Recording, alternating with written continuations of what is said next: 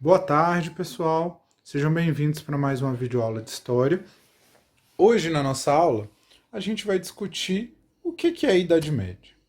Depois do final do Império Romano, os historiadores convencionaram dizer que um grande período da nossa história, de mais ou menos 1000 anos, seria uma Idade Média. Até virou um clichê chamar essa época de Idade das Trevas, porque enquanto o período dos romanos teria sido um período de crescimento e desenvolvimento, de urbanização, cidades, união dos povos, governo, a Idade Média seria um período de fragmentação. Seria um período onde toda aquela herança maravilhosa dos gregos e dos romanos foi destruída pelos povos bárbaros que vinham do norte e não tinham cultura. Tudo isso é bem preconceituoso, na verdade. Por quê?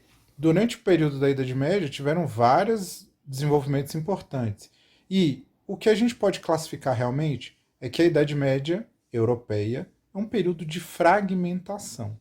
Porque enquanto a Europa está se dividindo em vários pequenos reinos que vão surgir da mistura dessa herança romana com as tradições desses povos germânicos do norte da Europa e do leste da Europa que estão chegando, outras partes do mundo estão passando por processos completamente diferentes.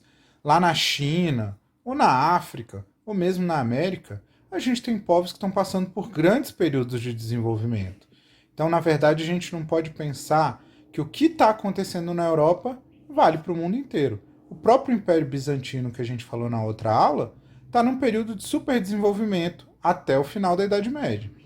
Bom, sendo assim, primeiro a gente tem que criticar essa ideia de que a Idade Média é um período perdido.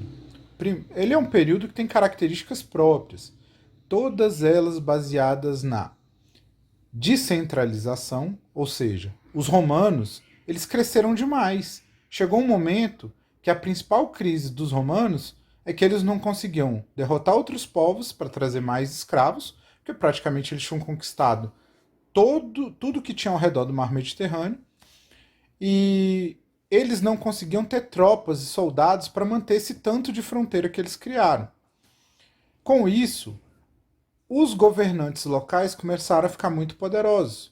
E para garantir esse poder deles, depois do desaparecimento do Império Romano, eles vão se apoiar na igreja, que virou uma instituição muito poderosa, e eles também vão comprar a confiança dos seus soldados e dos seus guerreiros com terras, que era uma prática que os povos germânicos faziam muito. Então, eu sou rico e poderoso. Você é um grande guerreiro, você vai lutar do meu lado, eu vou te dar um pedaço de terra. E em troca desse pedaço de terra, você vai jurar fidelidade e lealdade a mim. Além dessa descentralização e dessa relação que a gente chama de suzerania e vassalagem. O suzerano dá a terra, o vassalo presta o juramento de fidelidade ao suzerano.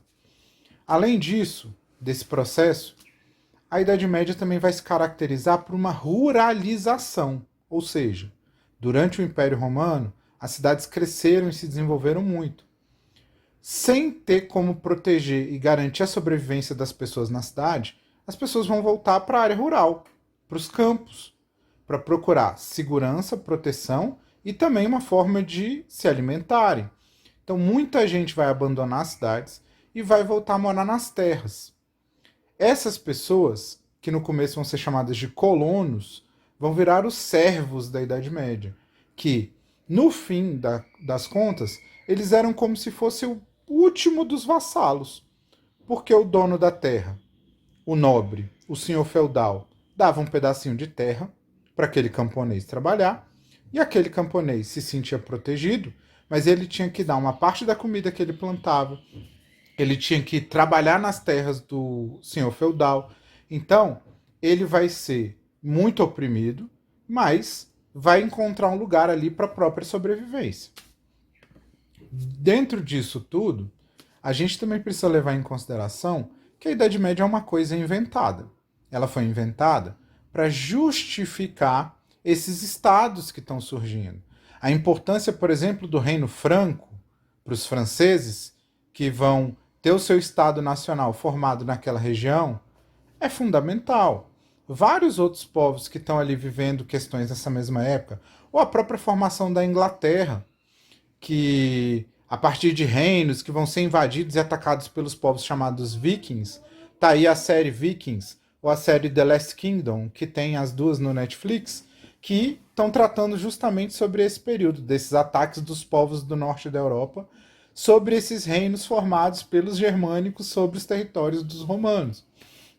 Então, a gente tem que pensar na Idade Média que ela tem algumas informações que são importantes os alunos saberem. É isso que o currículo, os educadores esperam. Que você saiba o que é um feudo, que é esse pedaço de terra que vai ser dividido em algumas partes e é controlado por um senhor feudal, que é uma pessoa da nobreza poderosa que vai garantir o seu poder dando terras aos guerreiros.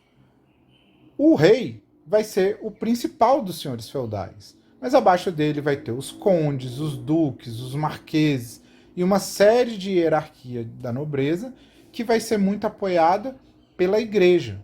Tanto que os membros da igreja, o clero, os bispos, os arcebispos, eles vão ter muito poder também. E geralmente são pessoas que vêm da nobreza. Por fim, uma coisa que eu sempre faço muito com os meus alunos é trabalhar um texto que foi um professor na faculdade que me passou, de um autor muito famoso, muito legal, chamado Humberto Eco. Esse texto dele super pequeno, e que você encontra na internet, chama 10 formas de sonhar a Idade Média. O principal desse texto é que ele serve para mostrar para a gente como a gente tem ideias, uma imaginação, um imaginário de representações sobre a Idade Média. Desde um imaginário como séries como Game of Thrones, ou essa série The Last Kingdom que eu mencionei, que são os cavaleiros medievais lutando, dragões, magia, isso tudo bebe muito nessa fonte dessa Idade Média, desde a Idade Média da religião dominando tudo, ou então a Idade Média dos castelos sombrios. Existem várias Idades Médias no nosso imaginário. Ao mesmo tempo que na história da humanidade tinham várias idades médias acontecendo, que não eram igual à da Europa, em períodos diferentes. Na Grécia, depois da invasão dos dórios, a gente tem um período que é chamado de Idade Média. Na Mesopotâmia, depois da queda da Assíria, a gente tem um período que é chamado de Idade Média.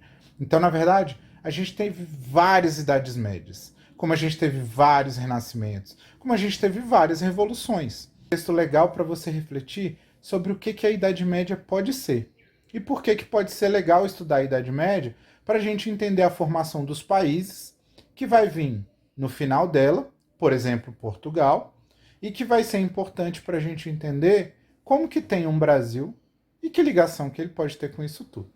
Um abraço, pessoal, espero que vocês tenham gostado.